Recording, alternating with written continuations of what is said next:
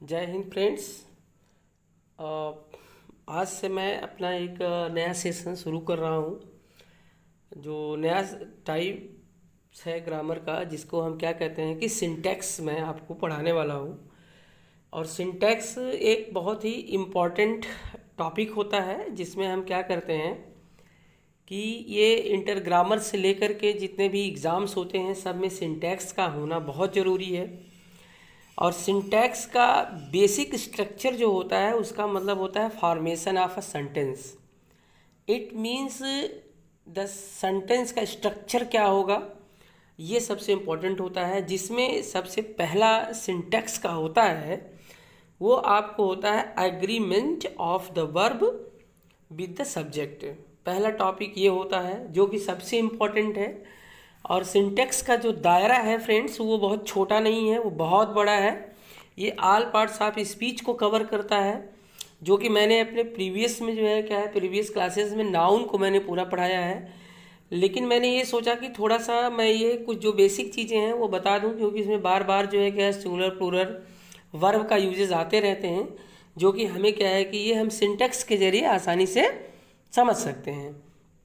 तो इसलिए मैं आप लोगों को आज से सिंटैक्स पढ़ा रहा हूँ और आप लोग इसे ध्यान से पढ़ें, बहुत ही लाभदायक होगा आपके लिए। मैं देखिए सबसे पहला टॉपिक हमारा क्या है कि agreement of the verb with the subject है।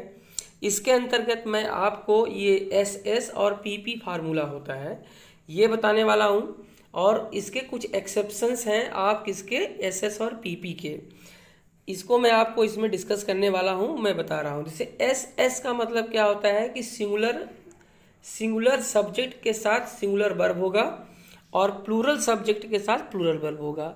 इसका मतलब क्या होगा, जैसा कर्ता वैसी क्रिया।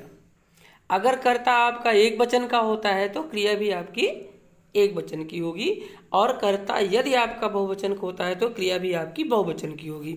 बहुत सिंपल सा रूल है, बहुत सिंपल सा रूल है। ऐसा नहीं है कि आप इसे जानते नहीं हैं, लेकिन इसे जानना बहुत ज़रूरी है। ग्रामर है, जितनी बार पढ़ेंगे उतनी बार कुछ न कुछ नया मिलता रहता है। ये बहुत बड़ी चीज़ है। चलिए ठीक है, देखते हैं। जैसे यहाँ देखिए सबसे पहले एस एस वाले फार्मूले में अगर हम जाएं तो हमने क्या कहा कि जैसा कर्ता वैसी क्रिया। इसका मतलब क्या हुआ, अगर कर्ता एक वचन का तो क्रिया एक वचन की, अगर कर्ता बहुवचन का तो क्रिया बहुवचन की। सिंगुलर सब्जेक्ट और उस सिंगुलर सब्जेक्ट के साथ सिंगुलर वर्ब का प्रयोग होगा, और प्लूरल सब्जेक्ट के साथ प्लूरल वर्ब का ही प्रयोग होगा। इस चीज़ को याद रखिए। जैसे सबसे पहले देखिए क्या है कि मोहन राइट्स अ लेटर। अब मोहन यहाँ क्या है, सिंगुलर है, इसलिए राइट्स क्या है, यहाँ पर राइट जो है क्या है उसमें एस या ई एस लगा देने से क्या है वो सिंगुलर बन गया। देखिए अमूमन जो क्या होता है, अगर हम नाउन में एस या ई एस लगाते हैं, जैसे सपोज करिए हेन में, हम हेन में अगर एस या ई एस लगा देते हैं तो क्या बन जाता है, वो प्लूरल बन जाता है। ठीक है। लेकिन अगर हम वर्ब में जो है क्या है करते हैं, जैसे मान लीजिए आपका प्ले है, अगर हम इस प्ले में एस लगा देते हैं तो ये क्या बन जाता है मित्रों, ये सिंगुलर बन जाता है। ऐसा इसलिए अपनी जानकारी के लिए आप ये समझ जाएं कि क्योंकि all verbs are always in plural. जितनी वर्ब्स होती हैं सब हमेशा क्या होती हैं, प्लूरल में ही होती हैं। तो इस लिहाज से आप क्या करेंगे, ये नाउन का स्ट्रक्चर है। नाउन में अगर आप एस एस लगाते हैं तो वो प्लूरल बन जाएगा, लेकिन वर्ब में अगर आप एस एस लगाते हैं तो वो सिंगुलर बन जाता है। इस चीज़ को याद रखिएगा। चलिए ठीक है, ये बहुत छोटी सी चीज़ है, प्रेजेंट टेंस में ही आपको पढ़ाया जाएगा। अभी मैं जब टेंस डिस्कस करूंगा तो आपको बता दूंगा, लेकिन ये बहुत सिंटेक्स बहुत बेसिक चीज़ है। जैसे आप देखें मोहन राइट्स अ लेटर, तो यहाँ मोहन एक वचन का हो गया, इसलिए जो है कि आप राइट्स हो गया। अब सीता देखिए, सीता प्लेज हॉकी, सीता एक वचन की इसलिए उसके साथ प्ले में एस जुड़ गया। ठीक है। ठीक इसी के नीचे जो तीसरा एग्जाम्पल आप देख रहे हैं, देखिए बॉयज प्ले क्रिकेट।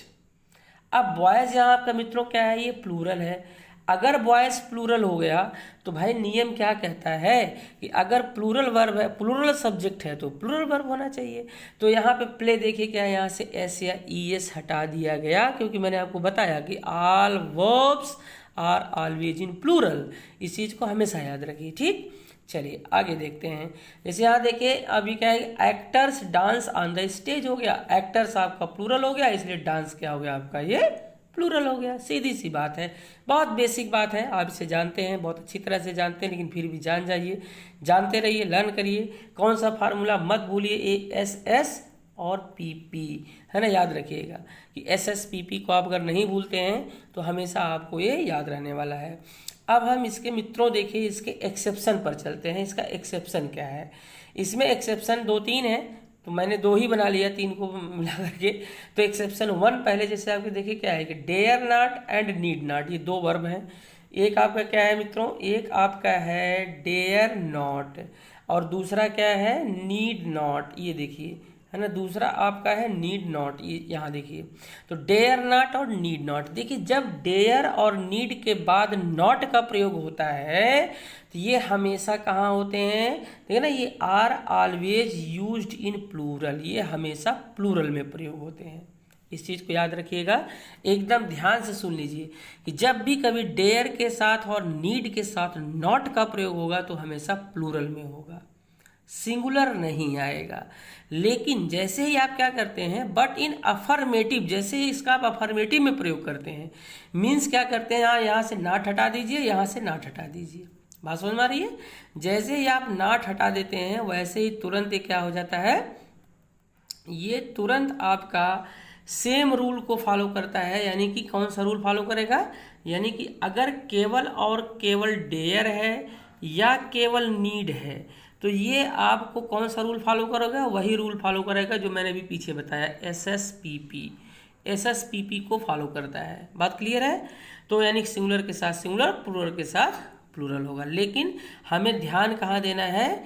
नॉट पर। जब डेयर नॉट और नीड नॉट हो तो वहाँ, वैसे भी यार नॉट बड़ा खतरनाक चीज़ है, ठीक है? ये नहीं जो है ना बहुत खतरनाक है। किसी चीज़ का ना हो जाए तो समझ जाओ ना। और निगेटिव ऐसी चीज़ होती है जो कि हमेशा हमें क्या करती है, हमको डाउन करती है, नीचे करती है। इसलिए हमें क्या करना चाहिए? We should not think about the negative things.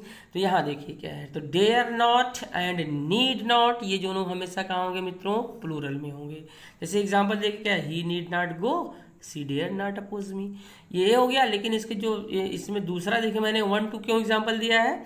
क्योंकि देखिए अब ये केवल और केवल नॉट नहीं है नीड के साथ, तो यहाँ ही है, इसलिए देखिए ये क्या हुआ? सिंगुलर हो गया, है ना। और यहाँ पे देखिए दे है प्लूरल, इसलिए यहाँ पे क्या होगा? ये प्लूरल हो गया। सीधी सी बात है, he needs money, they dare to speak truth, है ना। इस चीज़ को हमें क्या करना है? दिमाग में याद रखना है। हम आगे बढ़ते हुए आगे चलते हैं। जैसे एक्सेप्शन 2 में क्या है देखिए, एक होता है subjective mood off verb. Subjective mood off verb क्या होता है जानते हैं? इसमें सपोजिशन होता है। सपोजिशन मतलब क्या होता है? जैसे एक कोरी कल्पना होती है, एक यूटोपियन स्टेट ऑफ माइंड होता है। अब देखिए क्या है कि एक यूटोपियन स्टेट ऑफ माइंड क्या है, जब आप लिटरेचर में मैं आगे पढ़ाऊंगा आपको तो यूटोपियन कंडीशन बताऊंगा कि यूटोपियन क्या होता है, जहाँ पे कोरी कल्पना होती है, इमेजिनेशन होता है, केवल और केवल कल्पना होती है, सत्य नहीं हो सकता है, ठीक है वहाँ। और या विश, जो ना इच्छा जब हम जाहिर करते हैं, अपनी हम ब्लेसिंग देते हैं, विशेष करते हैं, अभिलाषाएं जाहिर करते हैं, तो वहाँ पे क्या है, वर्ब हमेशा प्लूरल ही प्रयोग की जाती है। इस चीज़ को आप हमेशा याद रखिए। जैसे यहाँ देखिए क्या है, सबसे महत्वपूर्ण जो है आपको मैं आपको बता दूं। जैसे आपका है if I were you I would do it, यानी कि अगर मैं तुम होता तो मैं जरूर कर लेता। तो यहाँ आई वर हो गया, जबकि आई के साथ लगता क्या है? आई के साथ वाज लगता है, लेकिन यहाँ आई के साथ क्या लग गया? वर हो गया। जहाँ आई है वहाँ पे ही हो सकता था, वहाँ पे शी हो सकता था, कुछ भी हो सकता था। भाई ये भी लिखा जा सकता है ना, मतलब कि इफ़ सी, है ना, इफ़ सी वर बर्ड, है ना, ऐसे लिखा जाए इफ़ सी वर बर्ड, अगर वह पक्षी होती तो आसमान में उड़ती, है ना, कुछ ऐसे तरह से। ये गाना आप सुने होंगे ना, काश, एक बहुत पुराना गाना है कि पंख होते तो उड़ जाते रे, है ना, जब पंख होते तब ना उड़ जाते। ये क्या है? इट इज़ द कोरी कल्पना है। जैसे वर ही प्रिंस, अगर वो राजा होता, काश वह राजा होता, काश वह राजकुमार होता। यहाँ प्रिंस की जगह आप किंग लिख सकते हैं, है ना, वर ही किंग, काश वह राजा होता, काश वह प्रिंस होता, राजकुमार होता। तो वहाँ पर आप क्या करेंगे? वर का प्रयोग करेंगे, वाज लगा देंगे तो गलत हो जाएगा। अब यहाँ जैसे देखिए I wish it were possible, मैं इच्छा करता हूँ कि यह संभव हो, ठीक है। ही कमांडेड, वह आदेश दिया, as if he were my master, जैसे वह मेरा मालिक हो, है ना। देखिए ना कि एज इफ ही वर, मतलब इसका मतलब इस सेंटेंस लगता है ना जैसे वो मालिक नहीं है, लेकिन लगता है ऐसा जैसे कोई मेरा मालिक हो। ये एक सपोजिशन है, एक कल्पना है। अब यहाँ देखिए इसके आगे हम बढ़ते हैं। जैसे ब्लेस है, लीव, सेव, हेल्प, ये जो 4 वर्ब आप देख रहे हैं ना, ब्लेस, लिव, सेव, हेल्प। ये केवल और केवल यही चार वर्ब, यही चार, बस उससे ज़्यादा नहीं। ये हमेशा प्लूरल में प्रयोग होते हैं। कब? जब एक्सप्रेस ब्लेसिंग और विशेस, जब इच्छा की बात होगा, आशीर्वाद देने की बात होगी, अभिलाषा की बात होगी, तो हम इसका प्रयोग प्लूरल में करते हैं। जैसे एग्जाम्पल क्या है कि गॉड सेव द किंग, ईश्वर क्या करे, राजा को बचाए, या लॉन्ग लिव आवर फ्रेंडशिप, हमारी मित्रता क्या हो, बहुत ही दीर्घायु हो। ऐसे तमाम एग्जाम्पल आपको देखने को मिल जाते हैं।